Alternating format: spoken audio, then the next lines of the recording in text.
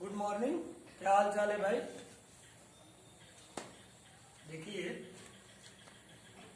हम लोग ray optics में रिफ्रैक्शन ऑफ लाइट पढ़ रहे हैं, जिसमें रिफ्रैक्शन ऑफ लाइट पढ़े हैं, काज ऑफ रिफ्रैक्शन पढ़े हैं और लॉज ऑफ रिफ्रैक्शन पढ़े हैं।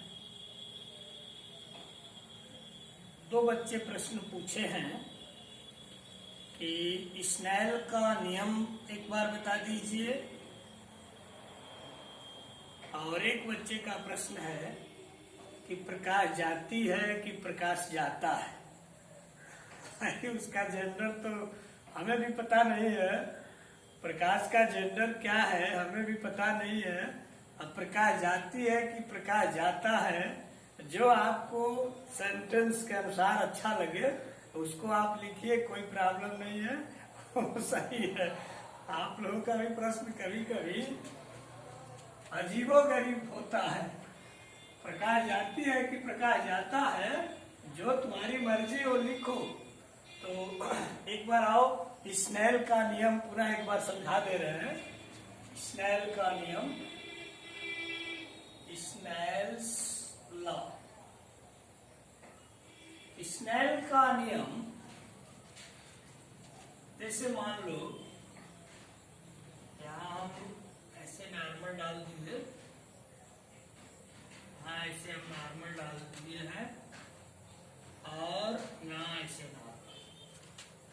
ये मान लो प्रकाश की किरण है, ऐसे ये फर्स्ट मीडियम मान लो है और ये सेकंड मीडियम है। इसको मान लो हम ये I1 मान ले रहे हैं, ये R1 मान ले रहे हैं। इसी तरह से हम ऐसे इसको हम I2 मान ले रहे हैं, इसको R2 मान ले रहे हैं। फिर ऐसे इसको मान लो हम I3 मान ले रहे हैं और इसको R3 मान ले रहे हैं। हम लोग रिफ्लेक्शन में पढ़े थे कि जब एंगल ऑफ इंसिडेंट मालूम है 60 डिग्री मालूम है, तो एंगल ऑफ रिफ्लेक्शन भी निकाल लेते थे कि 60 डिग्री, वो दोनों बराबर होता था। अगर कोण I मालूम है तो कोण R रिफ्लेक्शन में निकल जाता था अपने आप, वो दोनों बराबर होते थे। लेकिन रिफ्रैक्शन में यही समस्या आ गई कि मान लो I1 का मान कुछ है, तो अगर मान ले रहे हैं कि I1 का मान हम कह रहे हैं कि 60 डिग्री है, तो R1 का मान 60 डिग्री नहीं है, आप कह सकते हो नहीं उससे कम है। इसका मान हम बदले तो जितना बदले उतना R2 नहीं होता था, R2 के मान में परिवर्तन होता था, लेकिन रिफ्लेक्शन के अनुसार सेम नहीं होता।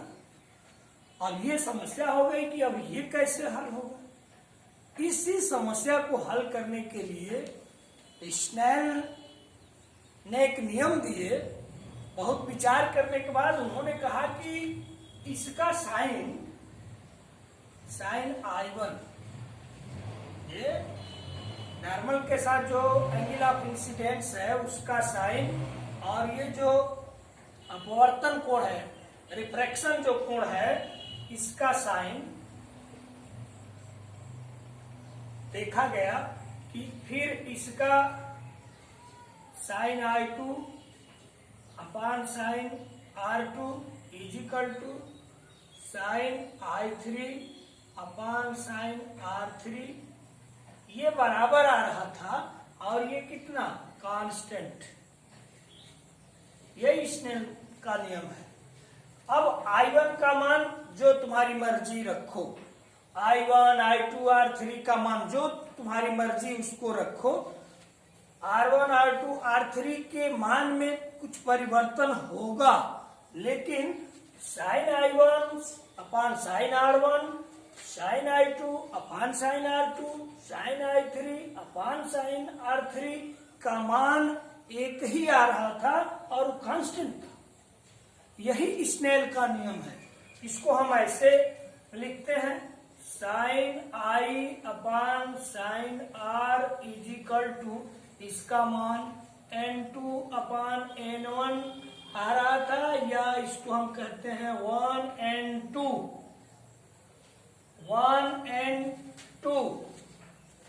Refractive index of second medium with respect to first medium, या इसी को हम ऐसे लिखते हैं n1 sine i is equal to n2 sine r। ये हम बार बार यूज करेंगे, इसको इंपॉर्टेंट। यही स्नेल का नियम है। अब जैसे रिफ्लेक्शन में I जितना होता था R उतना ही होता था। I अगर मालूम है तो R हमको मालूम हो जाता, लेकिन रिफ्रैक्शन में ये स्थिति नहीं थी। I1 का मान कुछ अलग, तो R1 का मान I1 के बराबर नहीं था, लेकिन R1 के मान में परिवर्तन जरूर होता था। फिर यहाँ I2 का मान बदलो, R1 के मान में परिवर्तन होगा। I3 का मान बदलो, R3 के मान में परिवर्तन होगा।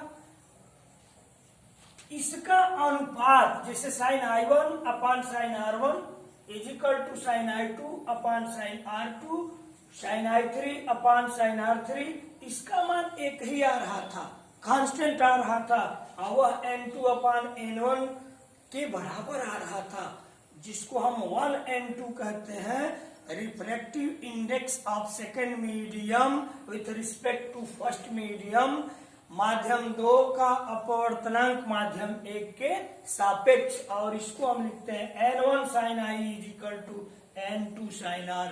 ये स्नेल का नियम है। यानी i का मान तुम्हारी जो मर्जी जितना चाहो बदल लो, r के मान में भी कुछ न कुछ परिवर्तन होगा, लेकिन अगर दोनों का अनुपात देखा जाएगा साइन के साथ तो बराबर आएगा। जैसे इसको एक और उदाहरण के माध्यम से हम आपको समझा रहे हैं।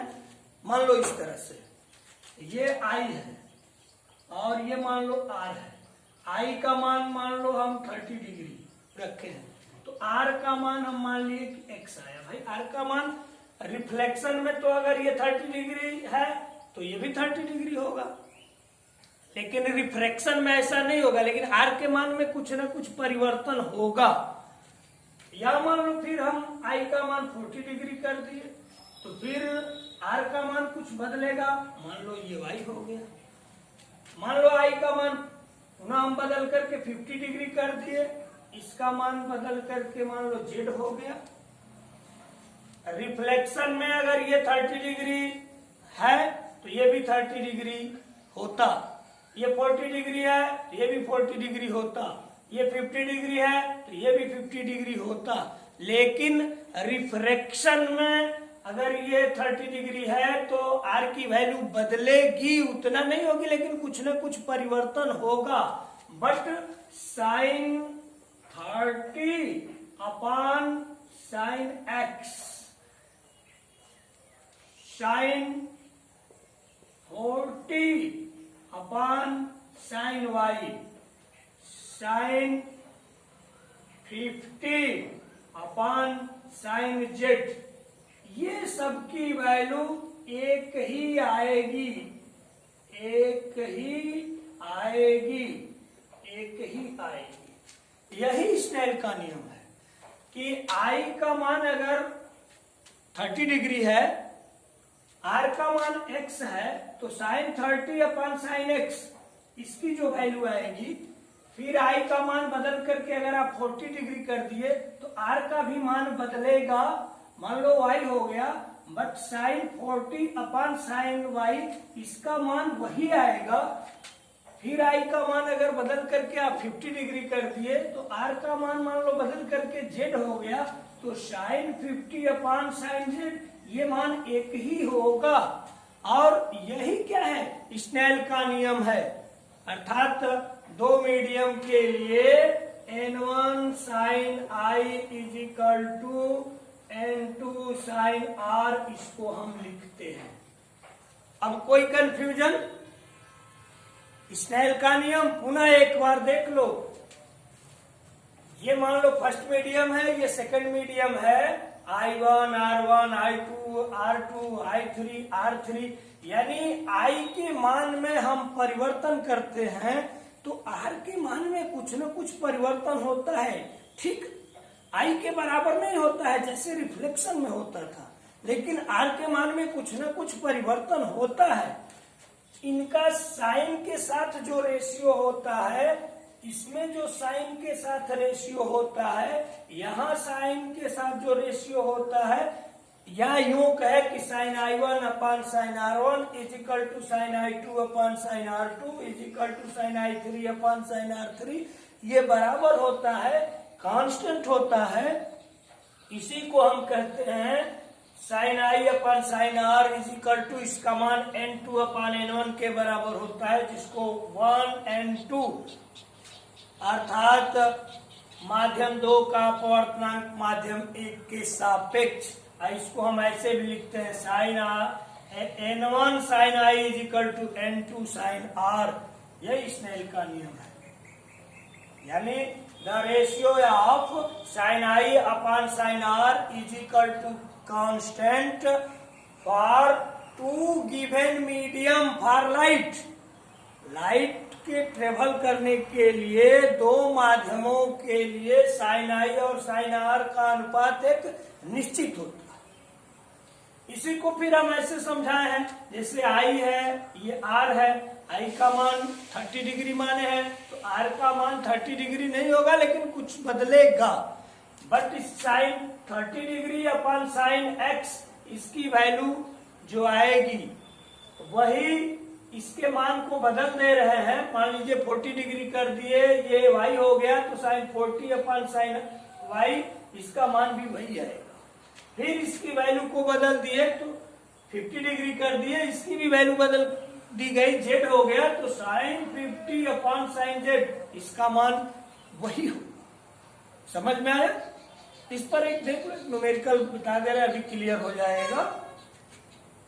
तो दो प्रश्न आज आपका था, एक तो स्नेल का नियम पूरा बता दीजिए जिसको बताए, और एक था कि प्रकाश जाती है कि प्रकाश जाता है, और उसका जेंडर आप ही ढूंढिएगा, हमको भी बताइएगा कि प्रकाश का जेंडर क्या है। हमारा जवाब इतना ही है कि जो आपको सेंटेंस के अनुसार सुटेबल लगे कि प्रकाश जाती है कि प्रकाश जाता है, जो चाहे आप लिखें और सही है। स्नेल का नियम। अब एक इस पर न्यूमेरिकल देखो, जैसे ये मान लो ऐसे ये नॉर्मल है, ये इंसिडेंट रे है, ये 60 डिग्री है, ये एक मीडियम है एयर जिसका रिफ्रैक्टिव इंडेक्स मान लो 1 है, एक ये दूसरा मीडियम है सेकेंड मीडियम जिसका रिफ्रैक्टिव इंडेक्स मान लो √3 है।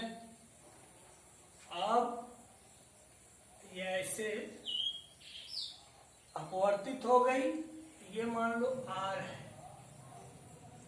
प्रश्न पूछता है, पहला प्रश्न है कि R का मान बताओ, R का मान बताओ, फाइंड वैल्यू ऑफ R।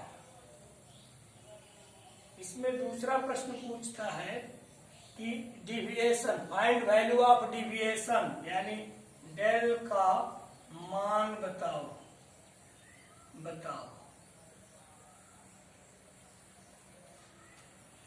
पहले हम स्नेल का नियम लगाएं, स्नेल्स लॉ। स्नेल्स लॉ में अभी आपको हम क्या बताए, N1 sine I is equal to N2 sine R। यहां देखो, यहां जो रिफ्रैक्टिव इंडेक्स है N1 और ये एंगल ऑफ जो इंसिडेंस है, इसके साथ साइन ले लो, N1 sine 60 degree is equal to second medium में जो रिफ्रैक्टिव इंडेक्स है सेकेंड मीडियम का, यानी N2 साइन, और यहां जो कोण बना है sine R, N1 sine I, N2 sine R, N1 और इसके साथ जो ये जो कोण बना है साइन के साथ ले लो, N2 और ये जो कोण बना है साइन के साथ ले लो। अब देखो N1 एयर, इसका मान 1, sine 60 degree √3/2 is equal to N2 √3 sine R, इससे ये cancel, 1/2 is equal to sine R, तो sine R is equal to sine 30 degree का मान हाफ होता है, तो R is equal to 30 degree, R निकल गया। फर्स्ट पार्ट हल हो गया। सेकेंड पार्ट, इसको देखो हम ऐसे समझा रहे हैं, ये 60 डिग्री है ना, ये ऐसे ऐसे जाती लाइट, ऐसे, लेकिन ऐसे मुड़ जा रहे हैं, ये आर है, यही डेल होगा, तो ये पूरा देखो, ये पूरा इसके बराबर होगा, यानी 60 degree equal to R plus del. R की वैल्यू हम लोग निकाल लिए हैं 30 डिग्री प्लस डेल, तो del equal to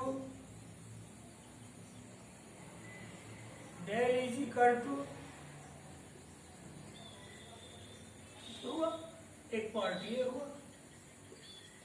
Snell law लगाए हैं, ध्यान से सुनो। ये फर्स्ट मीडियम एयर है जिसका रिफ्रैक्टिव इंडेक्स 1 है, सेकेंड मीडियम का रिफ्रैक्टिव इंडेक्स √3 है, यहां 60 डिग्री का एंगल बन रहा है, इस आर का मान पूछ रहा है, आर का मान बताओ, और डिविएशन पूछ रहा है, विचलन पूछ रहा है। अब स्नेल के नियम को लगा रहे हैं, N1 sine 60 equal to N2 sine R, मान को रख दिए, आर की वैल्यू निकल गई। ये देखो, ये लाइट को ऐसे जाना चाहिए, ऐसे मुड़ गई है, यही आर है, ये जितना मुड़ी है यही डिविएशन है, यही डेल है, तो ये पूरा आप देख रहे हो कि आर और डेल, ये इस दोनों का योग इस 60 डिग्री के बराबर होगा। वही यहां लिखे हैं 60 degree equal to R plus del, तो 60 डिग्री इजिकल टू इतना, यहां से डेल निकाल लिए। कोई प्रॉब्लम, समझ में आया? अब चलो रिफ्रैक्टिव इंडेक्स के बारे में चर्चा करते हैं, अपवर्तनांक।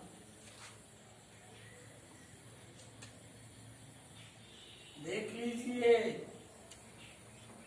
रिफ्रैक्टिव इंडेक्स, अपवर्तनांक।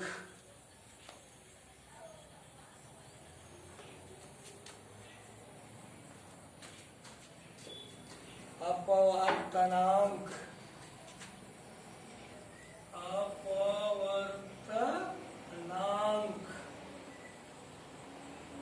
Refractive index, refractive index.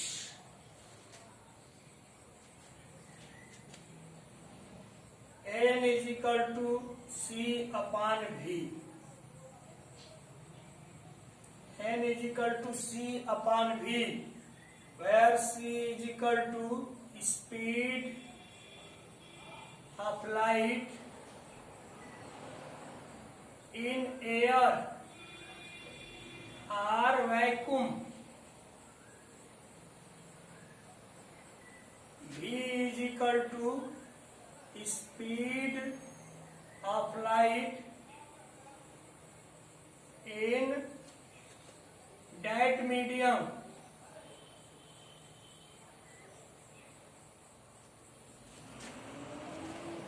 N equal to refractive index of medium,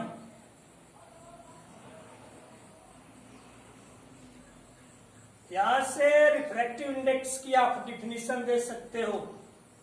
the ratio of light in air और vacuum to the speed of light in that medium is called refractive index of medium. The ratio of light in air or vacuum to the speed of light in the that medium is called refractive index of medium. यानी air या vacuum में प्रकाश की चाल और किसी medium में प्रकाश की चाल के अनुपात को उस मीडियम का अपवर्तनांक कहते हैं,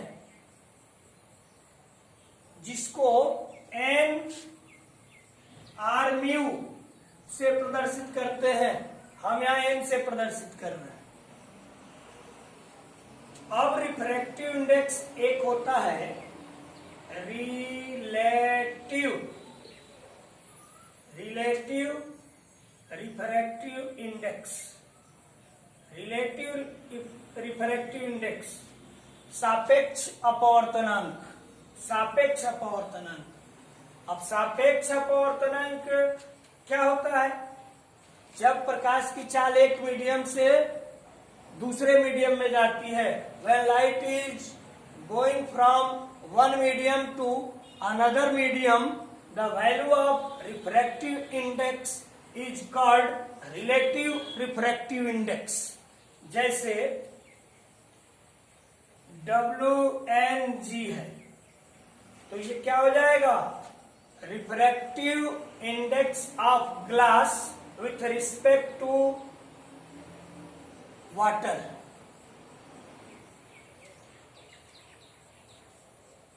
या GNW refractive index of water with respect to glass.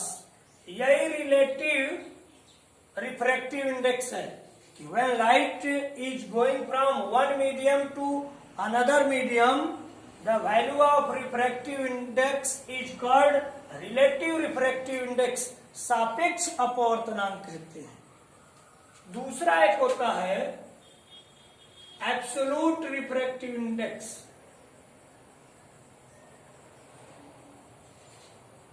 Absolute refractive index निरपेक्ष अपवर्तनांक।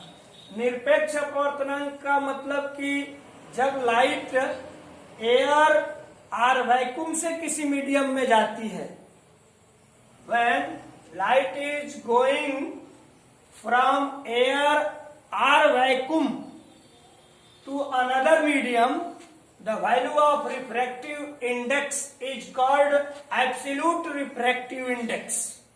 हमने क्या कहा कि जब प्रकाश एयर से या वैक्यूम से किसी अन्य मीडियम में जाता है, ऐसे ANG इज इक्वल टू, इसको हम केवल NGV लिखते हैं। यही रिफ्रैक्टिव इंडेक्स ऑफ ग्लास है। When light is going from air or vacuum to another medium, जैसे यहाँ ग्लास लिए हैं, तो the value of refractive index is called absolute refractive index. ANG is equal to NG, इसको हम लिखते हैं रिफ्रैक्टिव इंडेक्स ऑफ ग्लास। या ANW इज इक्वल टू, इसको NW लिखते हैं absolute reflective index of water, absolute reflective index of glass. यानी अपवर्तनांक के बारे में हम बताए कि एयर या वैक्यूम में प्रकाश की चाल और किसी मीडियम में प्रकाश की चाल के अनुपात को उस माध्यम का हम अपवर्तनांक कहते हैं। फिर से सुनो, एयर या वैक्यूम में प्रकाश की चाल तथा किसी माध्यम में प्रकाश की चाल के अनुपात को उस माध्यम का अपवर्तनांक कहते हैं। इसको एन या म्यू से हम प्रदर्शित करते हैं। द रेशियो ऑफ लाइट, देखो यही सी अपान भी, द रेशियो ऑफ लाइट या the ratio of speed of light, the ratio of speed of light in air or vacuum to the speed of light in that medium is called refractive index, n is equal to c upon v। अब अपवर्तनांक को ही दो भाग में बांटा गया है, relative refractive index और absolute reflective index. Relative refractive index सापेक्ष अपवर्तनांक। सापेक्ष अपवर्तनांक का मतलब कि जब प्रकाश एक माध्यम से दूसरे माध्यम में जाती है, जब प्रकाश एक माध्यम से दूसरे माध्यम में जाती है, when light is going from one medium to another medium, the value of refractive index is called relative refractive index। जैसे WNG तो refractive index of glass with respect to water, या GNW refractive index of water with respect to glass. जब प्रकाश की किरण या जब प्रकाश हवा या निर्वात से किसी दूसरे माध्यम में जाती है तो उसको हम एब्सोल्यूट रिफ्रैक्टिव इंडेक्स कहते हैं। When light is going from air or vacuum to another medium, the value of refractive index is called absolute refractive index। जैसे ANG, इसको हम NG भी लिख सकते हैं, इसको हम कहेंगे refractive index of glass. ANW, इसको NW भी लिख सकते हैं, इसको कहेंगे absolute refractive index of water, इसको कहेंगे absolute refractive index of glass. जैसे एयर का एब्सोल्यूट रिफ्रैक्टिव इंडेक्स, आप एयर का एब्सोल्यूट रिफ्रैक्टिव इंडेक्स आप निकाल सकते हो नोट में। जैसे हम लोग पढ़े हैं n is equal to c upon v, तो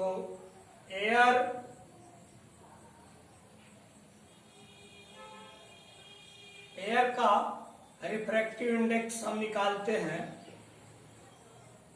तो n is equal to C. Air के लिए v सी ही हो जाएगा 1।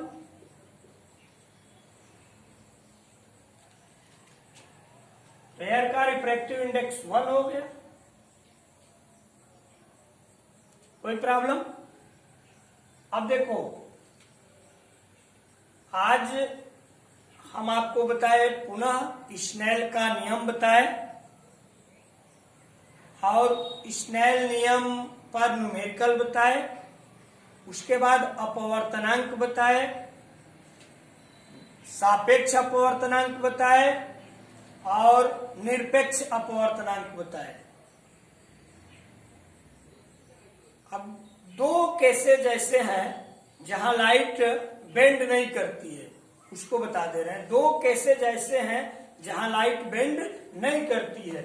जैसे मान लो नोट पॉइंट में, पहली केस ऐसी कि जब लाइट नॉर्मली इंसिडेंट करती है तो लाइट बेंड नहीं करती है, यानी I is equal to 0, R is equal to 0।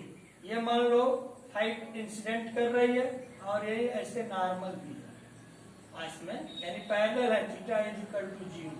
तो जब लाइट नॉर्मली इंसिडेंट करती है तो वो बेंड नहीं होती है।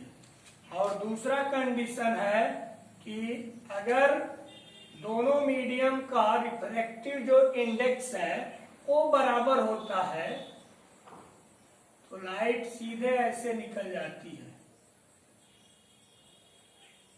सीधे ऐसे निकल जाती है। जैसे N1 is equal to N2, दोनों मीडियम का रिफ्रैक्टिव इंडेक्स बराबर होता है तो लाइट सीधे निकल जाती है।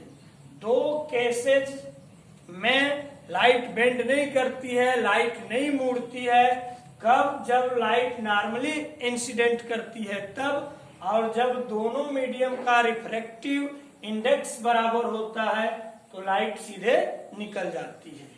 तीसरा पॉइंट आपको बता दे रहे हैं कि जब रेयर से डेंसर में लाइट जाती है तो आप पढ़े हो कि टुवर्ड्स द नॉर्मल, नॉर्मल की ओर झुकती है। क्यों झुकती है इसको आप देख लो। मान लो ये सी पॉइंट हम कर दे रहे हैं, ये मान लो नॉर्मल है, ये मान लो रेयर मीडियम है, और ये मान लो डेंसर मीडियम है। लाइट ऐसे आ रही है। अब क्यों रेयर से डेंसर में जाती है तो नॉर्मल की ओर झुकती है। ये मान लो N1 है रिफ्रैक्टिव इंडेक्स, इसका N2 है। स्नेल लॉ अभी पढ़े हो, sine I upon sine R is equal to N2 upon N1, इसी को 1N2 कहते हैं। यहाँ ये डेंसर है तो N2 is greater than N1, N2 is greater than N1। इसमें आप देख रहे हैं कि N1 लेस देन N2 है, तो जब N1 लेस देन N2 है तो ये R भी क्या होगा? R लेस देन I होगा।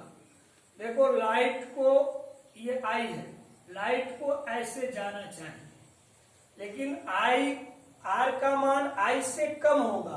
तो कम कब होगा? जब ऐसे जाएगी, ऐसे, ये R यानी अभिलंब की ओर झुकेगी। यही कारण है कि अभिलंब की ओर झुक जाती है। डी पॉइंट यहां देख लो, जैसे मान लो ये नॉर्मल हो गया, ये ऐसे किरण आ रहे हैं, इसको हम डेंसर मान ले रहे हैं, डेंसर है। और ये मान लो रेयर है।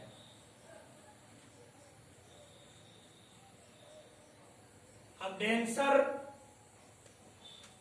है तो sine I upon sine R is equal to N2 upon N1। ये मीडियम मान लो, हम N1 मान लिए और ये N2 मान लिए। तो जब ये डेंसर है तो N1 ग्रेटर देन हो जाएगा N2, होगा ना। तो जब N1 N2 से बड़ा होगा, N1 ग्रेटर देन N2, तो R भी I से, R is greater than I। अब ये देखो रे ऐसे, अगर मीडियम चेंज नहीं होता तो रे ऐसे सीधे जाती, डेंसर से रेयर में जा रही है। R का मान I से अधिक होगा, ये I है। अब अधिक कब होगा? जब ऐसे रे जाएगी, तभी तो ये R अधिक होगा। इसीलिए रेयर में आती है तो क्या होती है, इसको आप चाहो तो मिटा सकते हो, ये R हो गया, ये R हो गया। अब I से ये अधिक हो गया, अर्थात जब रेयर से डेंसर में जाती है तो अभिलंब की ओर झुकती है। क्यों झुकती है? क्लियर हो गया। डेंसर से रेयर में जाती है तो अभिलंब से दूर हटती है। क्यों हटती है? ये क्लियर हो गया। ये N1 है, ये N2 है, तो N1 is greater than N2। जितना रिफ्रैक्टिव इंडेक्स ज्यादा, वह मीडियम उतना ही ज्यादा डेंस। तो N1 N2 से अधिक है तो ये डेंसर होगा, इसकी तुलना में ये रेयर होगा। यहां देखो N1 N2, N2 अधिक है, N1 कम है तो ये डेंसर होगा। यहां आप देख रहे हैं कि N1 कम है तो R भी कम होगा, तो कब होगा? जब अभिलंब की ओर झुकेगा। यहां देख रहे हो कि N1 अधिक है तो N1 अधिक कब होगा? जब R अधिक होगा। और R अधिक कब होगा? जब वो normal, away from normal, normal से दूर होगा। तो इतना ही रहने दे रहे हैं। अब आगे फिर अगले वीडियो में हम लोग पढ़ेंगे।